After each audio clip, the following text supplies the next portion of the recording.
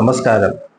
The path is the goal എന്ന discussion സീരീസിന്റെ അടുത്ത സെഷനിലേക്ക് വീണ്ടും ഏവർക്കും സ്വാഗതം. നമുക്ക് ആദ്യം മെഡിറ്റേഷൻ ചെയ്യാം. കണ്ണുകൾ അടച്ച് ശാന്തമായിരിക്കും. ഭൂമി മാതാവിനോടും സർവചരാചരങ്ങളോടും അന്തരീക്ഷത്തോടും കൃതജ്ഞത രേഖപ്പെടുത്തും. ഭൂമി മാതാവിൽ നിന്നുള്ള ഹീലിംഗ് എനർജി കാലുകളിലൂടെ പ്രവേശിച്ച് ശരീരം മുഴുവൻ വ്യാപിക്കുന്നതായും ശരീരത്തിലെ എല്ലാ ഭാഗങ്ങളെയും എല്ലാ കോശങ്ങളെയും റിലാക്സ് ചെയ്യാൻ സഹായിക്കുന്നതായും അനുഭവിക്കും.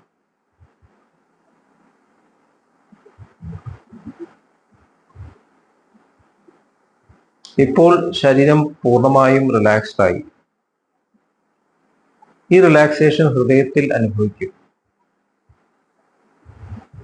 ശ്വാസം ദീർഘമായി ഉള്ളിലേക്ക് എടുക്കൂ.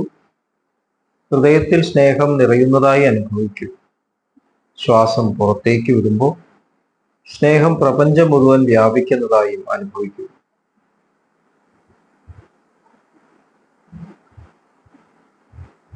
ഹൃദയത്തിൽ കുടികൊള്ളുന്ന സ്നേഹത്തിന്റെ സ്രോതസ്സിൽ നിന്നും ഉദ്ഭവിക്കുന്ന ദിവ്യപ്രകാശം മനസ്സിനെ ആകർഷിക്കുന്നതായി അനുഭവിക്കും. ആ ദിവ്യപ്രകാശത്തിൽ ധ്യാനം ആരംഭിക്കൂ. മനസ്സിൽ ചിന്തകൾ വരുന്നുണ്ടെങ്കിൽ മൃദുവായി അവയെ അവഗണിക്കുക. ദിവ്യപ്രകാശത്തിൽ ധ്യാനം തുടരുക. Please start meditation.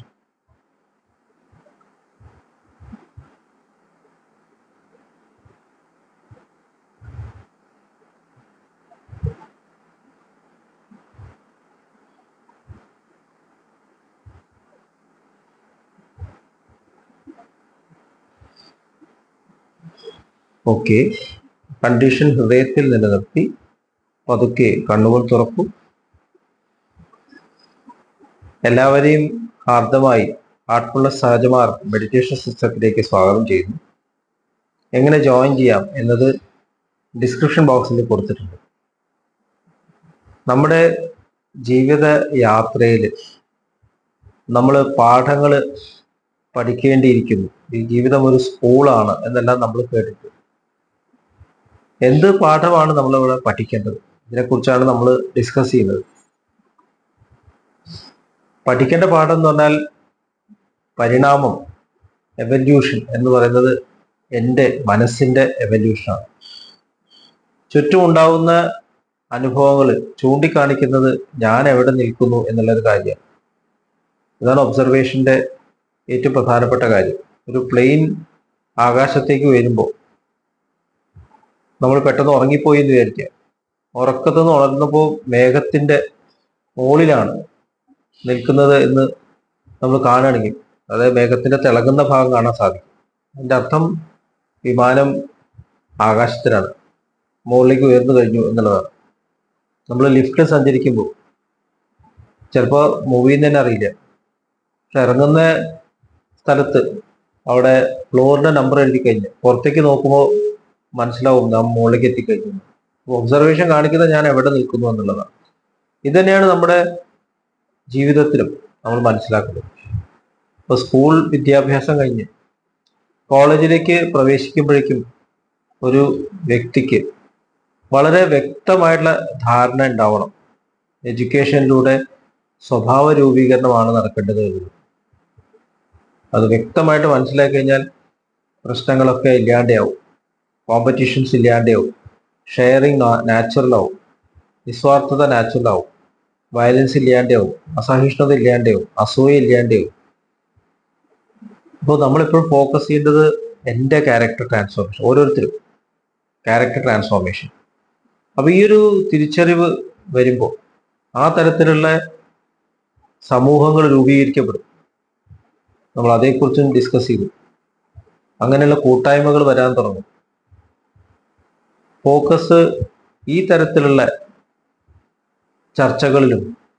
ചർച്ചകളെക്കാളും ഉപരി ഓരോരുത്തർ അവരവരുടേതായിട്ടുള്ള സ്നേഹം ഷെയർ ചെയ്യുന്ന, ശരിക്കും ഒന്നും ചർച്ച ചെയ്യേണ്ട കാര്യമില്ല, ഒരുമിച്ചിരുന്നിട്ട് സമയം ചെലവാക്കിയാൽ മതി. നമ്മൾ വീട്ടിലൊക്കെ ചെല്ലുമ്പോൾ, നമ്മൾ വെക്കേഷൻ ചെല്ലുമ്പോൾ അവിടെ ഒന്നും കിട്ടിയില്ലെങ്കിൽ നമ്മൾ ഹാപ്പിയാണ്. കാരണം അവിടെ ചെല്ലുമ്പോൾ തന്നെ കിട്ടിക്കഴിഞ്ഞു, അമ്മയും അച്ഛനെയും കാണുമ്പോൾ തന്നെ കിട്ടിക്കഴിഞ്ഞു. അതാണ് ഏറ്റവും വലിയ കിട്ടല്. പക്ഷെ കുറച്ച് കഴിയുമ്പോൾ നഷ്ടപ്പെടുന്നു. കാരണം നമ്മൾ വിചാരിക്കുന്നു വേറെന്തോ കിട്ടാനുണ്ടെന്ന് വെച്ചാൽ വെക്കേഷൻ കഴിഞ്ഞ് വേഗം തിരിച്ചു പോകാൻ തിരക്കായി. പിന്നെ ഇത്രയും ബുദ്ധിമുട്ടിട്ട് എന്തിനാണ് വെക്കേഷൻ അവിടെ വന്നത്? ഈ ടൂർ പ്രോഗ്രാമിന് പോകുമ്പോൾ ഇത്രയും പൈസ ചെലവാക്കിയിട്ട് ദൂരെ എവിടെയും പോയിട്ട് എന്തിനാണ് അവിടെ ടൈം സ്പെൻഡ് ചെയ്തത്? അവിടുത്തെ സീനറി കാണാനാണ്. അവിടുത്തെ സീനറി കാണാനാണെങ്കിൽ തിരിച്ചു വരുമ്പോഴേക്കും ആ സീനറി നമ്മൾ മാറ്റിയിട്ടുണ്ടാവും. പക്ഷെ അവിടെ മനസ്സമാധാനത്തോടെ അല്ല സമയം ചെലവാക്കിയെങ്കിൽ ആ വെക്കേഷൻ വേസ്റ്റായി. അപ്പൊ സമാധാനം കിട്ടാനാണ് അവിടെ പോകുന്നത്. ശരിക്കും പുറമേയുള്ള സീനറിയിലല്ല, ഉള്ളിലുള്ള അനുഭവത്തിലാണ് നമ്മൾ പ്രാധാന്യം കൊടുക്കുന്നത്. തീർത്ഥാടനം നടത്തുന്നു ഒക്കെ അങ്ങനെയാണ്. ഉള്ളിലുള്ള മാറ്റം ഇവിടെയാണ് കേന്ദ്രീകരിക്കുന്നത്. പുറമേ നമുക്ക് എവിടെ വേണമെങ്കിൽ കറങ്ങാം, പക്ഷെ ഉള്ളില് ഞാൻ മാറിയിട്ടില്ലെങ്കിൽ അതിന് കാര്യമില്ല. ഞാൻ ഇപ്പോഴും സമാധാനം കിട്ടാനാണ് എവിടേക്കെങ്കിലും ഓടിപ്പോണം എന്ന് ചിന്തിക്കാണ് ഞാൻ സമാധാനം അനുഭവിക്കുന്നില്ല. അപ്പൊ എഡ്യൂക്കേഷനിൽ നമ്മൾ പ്രോഗ്രസ് ചെയ്യുമ്പോൾ ആന്തരികമായിട്ടൊരു സമാധാനവും സന്തോഷവും ജനറോസിറ്റിയും എല്ലാം നാച്ചുറലായിട്ട് വന്നിട്ടുണ്ടാവും. അങ്ങനെയുള്ള കുട്ടികൾ എത്ര മാർക്ക് കിട്ടിയെന്നോ ഏത് ഗ്രേഡ് കിട്ടിയെന്നോ ഫസ്റ്റായോ സെക്കൻഡായോ എന്നുള്ളത് പ്രശ്നം തന്നെയല്ല. അവര് ക്യാരക്ടറിൽ ശ്രദ്ധിക്കാൻ തുടങ്ങും. അങ്ങനെയാണ് സത്സംഗങ്ങളിൽ പങ്കെടുക്കാൻ തുടങ്ങും. അതിനാണ് സത്സംഗങ്ങൾ എന്ന് പറയുന്നത്. നമ്മൾ സത്സംഗം എന്ന് പറഞ്ഞാൽ ആർട്ടിഫിഷ്യൽ ആയിട്ട് രൂപീകരിക്കുന്ന ഗ്രൂപ്പ്സ് അല്ല. അവിടെ എന്നിട്ട് ഭജന പാടുക അല്ലെങ്കിൽ പ്രാർത്ഥന ഗീതങ്ങൾ ഉറക്കെ ചൊല്ലുക, അതെല്ലാം സത്സംഗം. മറ്റുള്ളവരെ ഡിസ്റ്റർബ് ചെയ്യുന്ന തരത്തിലുള്ള ആക്ടിവിറ്റീസ് അല്ല സത്സംഗം എന്ന് പറയുന്നത്. അപ്പൊ പലപ്പോഴും സത്സംഗങ്ങൾ മറ്റുള്ളവർക്ക് ഡിസ്റ്റർബൻസ് ആയിട്ട് മാറും. നമ്മൾ ഫെസ്റ്റിവൽസിലൊക്കെ നോക്കിയാൽ അറിയാം, സത്സംഗങ്ങൾ ശരിക്കും എല്ലാവരെയും അട്രാക്ട് ചെയ്യാണ് വേണ്ടത്, ആകർഷിക്കുകയാണ് വേണ്ടത്. അപ്പൊ ഈ തരത്തിലുള്ള കൂട്ടായ്മകൾ കൂടി വരുന്നു. ഒരു ക്രിസ്റ്റൽ ഫോം ചെയ്യുന്നവരെ കൂടുതൽ ആൾക്കാർ ഇതിലേക്ക് വരാൻ തുടങ്ങും. പ്രത്യേകിച്ച് യുവാക്കളാണ് പലപ്പോഴും മുതിർന്നവരെ ആകർഷിക്കാൻ പോകുന്നത്. നമ്മൾ ചരിത്രം എടുത്ത് നോക്കി കഴിഞ്ഞാൽ യുവാക്കളാണ് മുതിർന്നവരെ ഉപദേശിച്ചത്. അഷ്ടവക്രനായാലും നചികേതസ് ആയാലും ഭഗവാൻ ശ്രീകൃഷ്ണ ആയാലും ജീസസ് ക്രൈസ്റ്റ് ആയാലും അവരൊക്കെ യുവാക്കളായിരുന്നു. ശുഖമഹർഷി ആയാലും. കാരണം വളരെയധികം വാല്യബിൾ ആണ് അതിന് ഈ സമയത്ത്, മനസ്സിലാക്കാൻ വളരെ എളുപ്പമാണ്. അതുകൊണ്ടാണ് ചെറുപ്പത്തിൽ തന്നെ തുടങ്ങണം എന്നുള്ളത് പറഞ്ഞുകൊണ്ടിരിക്കുന്നത്. അപ്പൊ കോളേജ് വിദ്യാഭ്യാസം എത്തുമ്പോഴേക്കും ആ ക്യാരക്ടർ അങ്ങനെ ആയിരിക്കും. ഇനി എന്ത് നോളജ് കൊടുത്താലും അവൻ നല്ല രീതിയിൽ ഉപയോഗിക്കും. സോഷ്യലായിട്ടുള്ള കമ്മിറ്റ്മെന്റ് അവനുണ്ട്. ഇനി അത് വേണ്ടാത്ത തരത്തിൽ ഉപയോഗിക്കില്ല എന്നത് ഉറപ്പാവുന്നു. അങ്ങനെയുള്ള സ്റ്റേജിലാണ് കൂടുതൽ അറിവ് ലഭിക്കാൻ തയ്യാറാവുന്നത്. ഇല്ലെങ്കിൽ കുട്ടി തന്നെ പറയും ഞാൻ തയ്യാറായിട്ടില്ല, എനിക്കിപ്പോൾ അത് വേണ്ട എന്ന് കുട്ടി തന്നെ പറയുന്നു. അങ്ങനെ ഒരു സ്റ്റേജ് എത്തിച്ചേരും. ഈ അറിവിന് ഇപ്പൊ ഞാൻ അർഹനല്ല, ഞാൻ കുറച്ചുകൂടി പ്രിപ്പയർ ചെയ്തിട്ട് വരാം.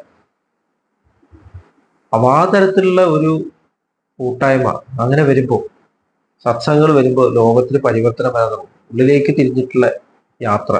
പുറമേ അനുഭവങ്ങളിൽ തീർച്ചയായിട്ടും ഇമ്പോർട്ടൻ്റ് ആണ്, പക്ഷെ അത് ചൂണ്ടിക്കാണിക്കുന്ന നമ്മുടെ പരിവർത്തനമാണെന്ന് മനസ്സിലാക്കുന്ന തരത്തിലുള്ള ഒരു ജീവിത യാത്രയിലേക്ക് വ്യക്തികൾ നീങ്ങാൻ തുടങ്ങും. അപ്പൊ ഇനിയും ഉയർന്ന തലത്തിലേക്ക് നീങ്ങണം എന്നുള്ളൊരു തിരിച്ചറിവ് ഉണ്ടാവുന്നു. കാരണം വിനയം ഉണ്ടാവും. അതാണ് അടുത്ത ഏറ്റവും പ്രധാനപ്പെട്ട ഘടകം. നമുക്കൊരു പെർഫെക്ഷൻ ഉള്ള സ്റ്റേജ്. കാരണം പലപ്പോഴും എനിക്കത് നിലനിർത്താൻ സാധിക്കുന്നില്ല. ഞാൻ പലപ്പോഴും ദേഷ്യം വരുന്നു, ഈ നെഗറ്റീവായിട്ട് തോട്ട്സ് വരുന്നു. അപ്പോൾ അറിയാതെ തന്നെ അത് കറക്റ്റ് ചെയ്യാനുള്ളൊരു തോന്നലുണ്ടാവും. ഞാൻ അവിടെയാണ് കറക്ഷൻ കൊണ്ടുവരുന്നത്. നമ്മൾ കൂടുതൽ നല്ല രീതിയിൽ പുറമെ പ്രവർത്തികൾ ചെയ്യണമെന്നാണ് ഇപ്പോൾ ശ്രദ്ധിക്കുന്നത്. അതിനേക്കാളും കൂടുതൽ ശ്രദ്ധ എൻ്റെ ഉള്ളിൽ ഈ തരത്തിലുള്ള നെഗറ്റിവിറ്റീസ് എനിക്ക് കറക്റ്റ് ചെയ്യേണ്ട ആവശ്യമുണ്ട് എന്ന് തിരിച്ചറിവുണ്ടാവുന്നു. അപ്പോൾ നമ്മൾ ഫോക്കസ് ചെയ്യാൻ തുടങ്ങും. ഇതിനേക്കാളും ഉയർന്ന വ്യക്തിത്വങ്ങൾ ഉണ്ടോ, അവിടേക്ക് നമ്മൾ നീങ്ങാൻ തുടങ്ങുന്നു. അപ്പോഴാണ് നമ്മൾ ഒരു ഗുരുനാഥൻ എന്നുള്ള സങ്കല്പം എന്താണെന്ന് മനസ്സിലാക്കാൻ സാധിക്കും. അത് ഗുരു എന്താണെന്ന് വെച്ചാൽ നമുക്ക് പറയാൻ സാധിക്കില്ല. ഈ തരത്തിൽ സ്പിരിച്വലി ഇൻക്ലൈൻഡ് ആയിട്ടുള്ള ചെറുപ്പക്കാർക്ക് ഒരു ഗുരു എന്ന സങ്കല്പം വളരെ വേഗം വ്യക്തമായിട്ട് തിരിച്ചറിയാൻ സാധിക്കും. അതുവരെ എന്തിനാണ് അങ്ങനെ ഗുരു, എന്തിനാണ് അങ്ങനെ മാസ്റ്റർ എന്ന് ചോദിച്ചുകൊണ്ടിരിക്കും. ആദ്യം പ്രിപ്പറേഷൻ ആണ് ഇമ്പോർട്ടൻറ്റ്. അങ്ങനെ പ്രിപ്പയർഡ് ആയിരിക്കുമ്പോൾ അങ്ങനെയുള്ള വ്യക്തികളുടെ മുമ്പിലേക്ക് ഈ തരത്തിലുള്ള ഗുരു പ്രത്യക്ഷപ്പെടുന്നു എന്ന് പറയുന്നതിന്റെ അർത്ഥം ഇതാണ്. ഇത്രയും പറഞ്ഞുകൊണ്ട് ഇന്നത്തെ ഡിസ്കഷൻ ഇവിടെ അവസാനിപ്പിക്കാം. അടുത്ത സെഷൻ വരെ വിട വാങ്ങുന്നു. നന്ദി, നമസ്കാരം.